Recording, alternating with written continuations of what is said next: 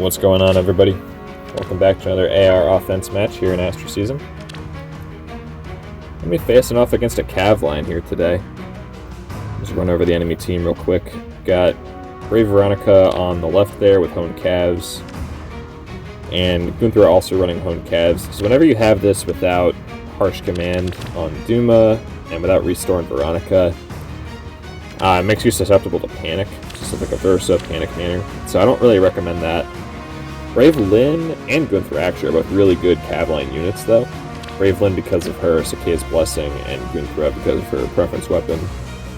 Priscilla, we don't have the fodder for her yet, I guess, so we're just running Axebreaker 1, which kind of feels bad. But even if they did, this play works. And then Reinhardt, the classic Cav Line unit on the far right there.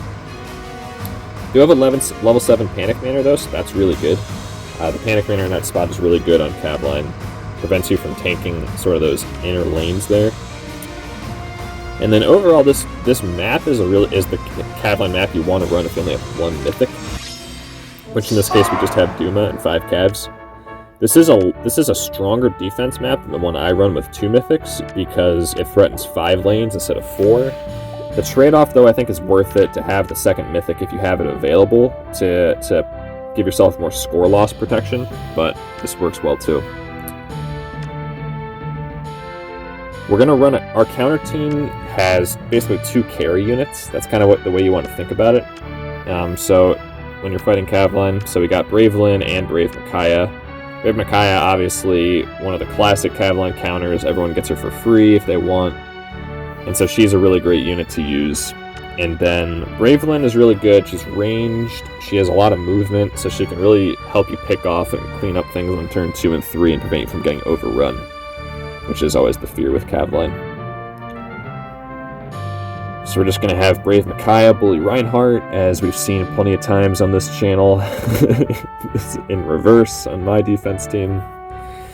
And then Brave Lynn will be there. We just want to keep her out of the Panic Manor range so that she gets the attack buff from Raphael and is in position to clean up.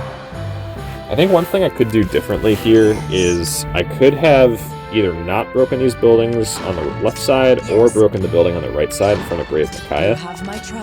And I think that would have been better because what we kind of get here is the Cavs all running to the left side because that's where their closest eligible targets are. As Micaiah bullies Reinhardt here, that's going to be a lot of glimmer damage. I mean, magic is everything. Just not Reinhardt's magic. So we don't have a lot of... Kind of what you want ideally is the Cavs, as the player, is the Cavs to be like right in front of the buildings there. I guess in row 3 or 4, depending on how you look at it. The row right below the Panic Manor. And they're not. Now, you know, Gunther had to reposition, so she might have repositioned somebody back. Of course. And Brave Lynn had drawbacks, the same thing. She might have drawn somebody back. So it's always risky not to break the buildings on turn 1 as the player. Yes. But I think if I'd broken the building there on the right side in front of Brave Micaiah, I would have gotten a little bit of a better layout here.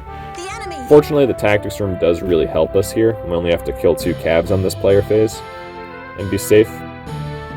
We're also helped out by the fact that we have Raphael as the dancer.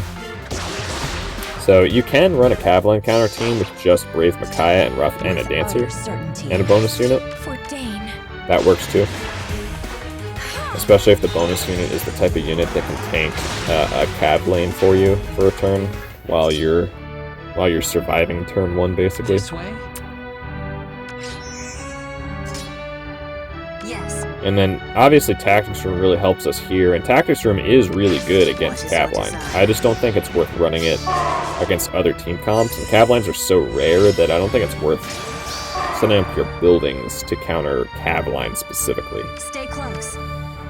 And because I think Tactics Room doesn't really give you a whole lot of value against other kinds of team comps, and it just takes up a building spot, so I don't think it pulls its weight, and it can sometimes trigger a restore trap in an unoptimal way or a way you weren't expecting.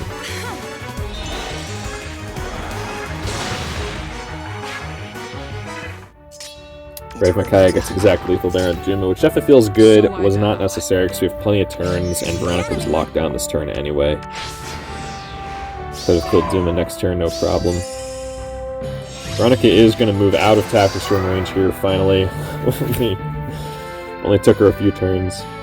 So we're going to have to trap her, just to make sure we can get the ether. But that's not too hard. So we are in position to do that. We're not bullying here, guys. This is actually necessary to make sure that we get all the ether. For Dane.